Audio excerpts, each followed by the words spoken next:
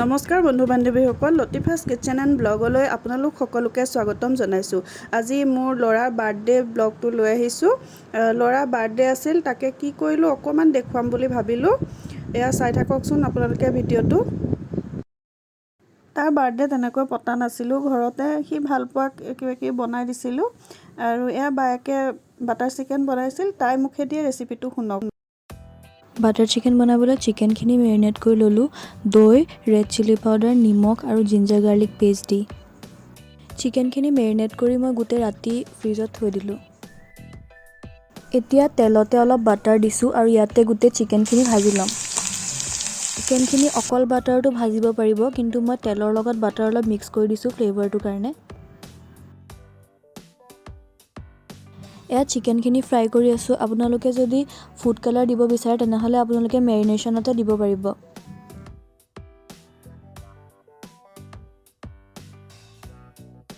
এনেকৈ এতিয়া গোটেই চিকেনখিনি ফ্ৰাই কৰি ল'ম।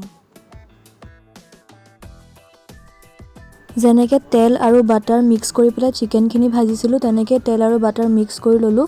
লৈ পেলাই ইয়াত চপ কৰি থোৱা পিঁয়াজ দিলোঁ 2টা আৰু দি পেলাই ভালকৈ ভাজি ল'ম। তাৰপিছত ইয়াত আদা নহৰু পেষ্টটো দিম, দি পেলাই আদা নহৰু পেষ্টৰ কেঁচা গোন্ধটো যোৱালৈকে ভালকৈ ভাজি ল'ম। ইয়াতে 10-15টামান কাজু দিছোঁ, কাজুকেইটাও ইয়াতে ভাজি ল'ম। মই ইমান ভালকৈ চপ কৰিব নাজানো, কিন্তু একো নহয় কাৰণ আমি এইখিনি এনেও পেষ্ট কৰিম। ইয়াতে 2-3টা বিলাহী দিলোঁ, ডাঙৰ চাইজৰ চপ কৰি দিলোঁ, সেইটো মই ভালকৈ চপ কৰা নাই, ইয়াত দিলোঁ। তাৰপিছত ইয়াত অলপ নিমখ দিম। এয়া নিমখ দিলোঁ। মায়ে কয় যে নিমখ দিলে, বিলাহীৰ পিছত নিমখ দিলে বোলে বিলাহীখিনি জল্দি সিজে। এইখিনি হৈ যোৱাৰ পিছত ঠাণ্ডা কৰি মিক্সিত মাৰি ল'ম। এইখিনি পিউৰি কৰাৰ পিছত যদি ষ্ট্ৰেইন কৰি লয় বেছি ভাল লাগিব, কিন্তু মোৰ এলাহ লাগিলে সেইটো ষ্টেপ কৰিবলৈ, সেইকাৰণে মই নকৰিলোঁ। আকৌ তেনেকৈ তেলত অলপ বাটাৰ দি ল'লোঁ, দি পেলাই ইয়াত ৰেড চিলি পাউডাৰ আৰু হালধি দিছোঁ, দি পেলাই এইখিনি অলপ মিলাই ল'লোঁ। অকল বাটাৰটো বনাব পাৰিব বাটাৰ চিকেন, কিন্তু মই অকল বাটাৰ ইউজ কৰা নাই, মই তেলৰ লগত অলপ অলপকৈ বাটাৰ মিলাই পেলাই বনাইছোঁ। আৰু ইয়াত যে কালাৰ নিদিওঁ সেইটো কাৰণে ৰেড চিলি পাউডাৰ আৰু অলপ দি দিছোঁ কালাৰ হ'বলৈ। তাৰপিছত ইয়াত সেই পিউৰিখিনি ঢালি দিম। পিউৰিখিনি তেলত দিয়া ক্লিপটো ভালকৈ লোৱা নহ'ল কাৰণ মোৰ ভয় লাগি গ'ল যে মোৰ হাতত পৰিব সেইখিনি। ইয়াতে অলপ পানীও দিলোঁ, পানী দি পেলাই মই ধনিয়া পাউডাৰ দিলোঁ, ধনিয়া পাউডাৰ 2 চামুচ দিলোঁ, দি পেলাই ভালকৈ লৰাই ল'লোঁ। তাৰপিছত মই জলকীয়া গুড়ি দিলোঁ, জলকীয়া গুড়ি আপোনালোকে যিমান জ্বলা খায় সিমান দিব পাৰিব। দি পেলাই ভালকৈ লৰাই ল'লোঁ আৰু এইখিনি ভালকৈ সিজাই ল'ম। এতিয়া এইখিনি সিজি যোৱাৰ পিছত ফ্ৰাই কৰি থোৱা চিকেনখিনি ইয়াতে দি দিছোঁ। চিকেনখিনি দি পেলাই ভালকৈ মিলাই ল'ম।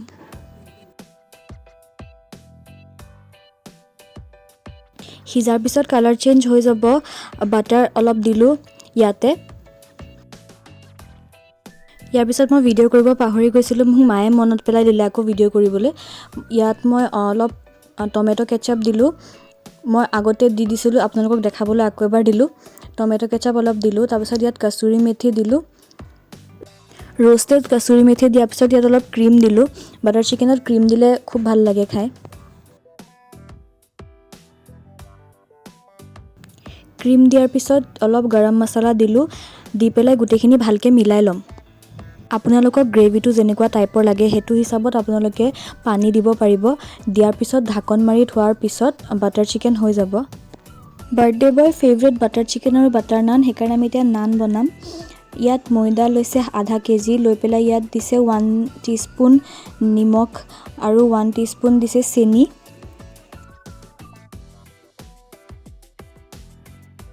দৈ দিছে প্ৰায় 1 কাপমান দৈ দিছে।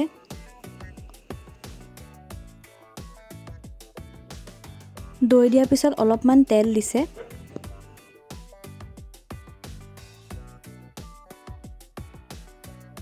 তাৰপিছত ইয়াত বেকিং পাউডাৰ দিছে 1/2 টিস্পুন আৰু বেকিং ছ'ডা 1/2 টিস্পুনতকৈ অলপ কম।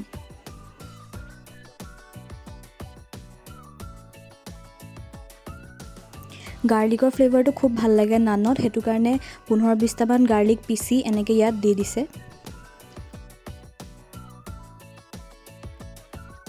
অলপ তেল লগাই এইখিনি ভালকৈ মিক্স কৰি ল'ব আৰু ডোটো বনাই ল'ব।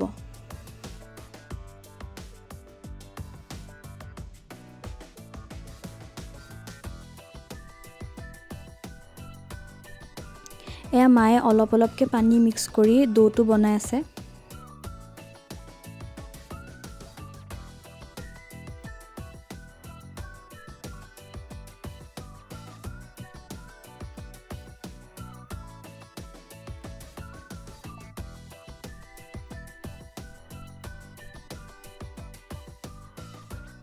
এতিয়া মায়ে নানখন বেলিব লৈছে। নানখন দীঘলীয়া হ'লে ভাল লাগে, সেইকাৰণে দীঘলীয়াকৈ বেলিছে। এয়া মায়ে নানখন বেলি আছে।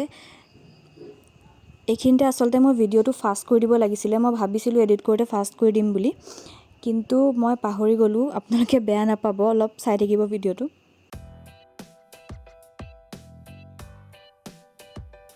নানখন বেলোতে অলপ পাতলাকৈ বেলিব। তাৰপিছত ইয়াতে এতিয়া মায়ে কালজিৰা দিছে কেইটামান। তাৰপিছত ইয়াত ধনিয়া দিব লাগে আচলতে, কিন্তু আমাৰ ধনিয়া নাছিলে, সেইটো কাৰণে আমি কাৰী লিভছ দিছোঁ ইয়াতে। দি পেলাই বেলি দিছে যাতে লাগি যাওক। আমি নানখন টাৱাতে বনাম আৰু টাৱাত নানখন লাগি যাব লাগিব, সেইটো কাৰণে আমি পিছফালে এতিয়া ইয়াত ভালকৈ পানী লগাই ল'ম। পানী লগাই পেলাই যেতিয়া আমি নানখন গৰম টাৱাত দিম তেতিয়া ভালকৈ লাগি ধৰিব টাৱাখনত। এয়া আমি গৰম টাৱাত নানখন দি দিলোঁ। দিয়াৰ পিছত বেছি টাইম ৱেইট কৰিবই নালাগে, লাহে লাহে দেখিব অলপ অলপ নানখন ফুলি আহিছে। এইটো ৰেচিপিৰ কাৰণে ননষ্টিক টাৱা নল'ব। ননষ্টিক টাৱাত নানখন লাগি নধৰিব। যেতিয়া আপুনি দেখিব এনেকুৱা ফুলি গ'ল, তেতিয়াই আপুনি টাৱাখন এনেকৈ উল্টাই দিব গেছৰ ওপৰতে। উল্টাই পেলাই অলপ টাইম ধৰি থাকিব আৰু এনেকৈ মই ঘূৰাই দিছোঁ, তেতিয়া ভালকৈ গোটেইখিনিতে কালাৰটো হ'ব। ধুনীয়া ৰেষ্টুৰেণ্টত যে দিয়ে তেনেকুৱা ব্ৰাউন কালাৰ এটা আহিব। যদি আপোনালোকৰ টাৱাখন হেভি নহয় ভাল হ'ব, কাৰণ মোৰ হাতখন বহুত বিষাই গৈছিলে সেইদিনা। আৰু এয়া নান হৈ গ'ল, ধুনীয়াকৈ এৰা আহিব। আৰু ইয়াৰ ওপৰত বাটাৰ দি দিছোঁ মই।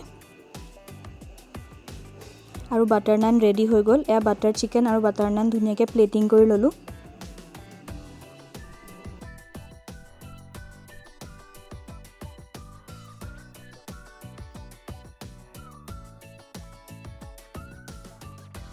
ইমানখিনিলৈকে ৰেচিপিৰ বিষয়ে ছোৱালীয়ে কৈ দিলে।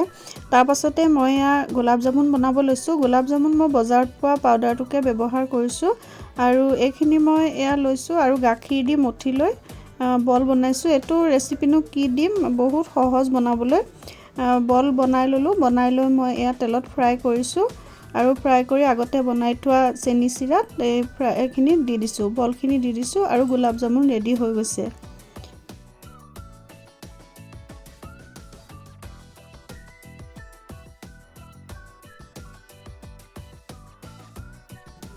গোলাপ জামুন বনোৱাৰ পাছত এয়া মই পুৰি আৰু বুটৰ দালিও বনাই ল'লোঁ।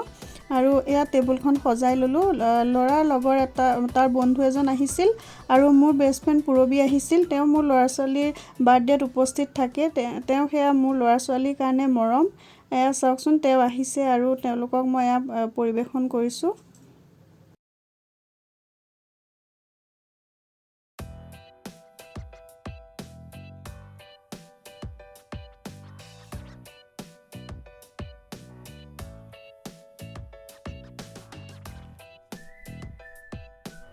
এয়া পূৰবী আৰু তেওঁৰ ল'ৰা বিকি, এয়া সকলোকে মই খাবলৈ দিলোঁ আৰু আমি সকলোৱে বহি খালোঁ আৰু সেয়াই বাৰ্থডে হৈ গ'ল আমাৰ সকলোৰে।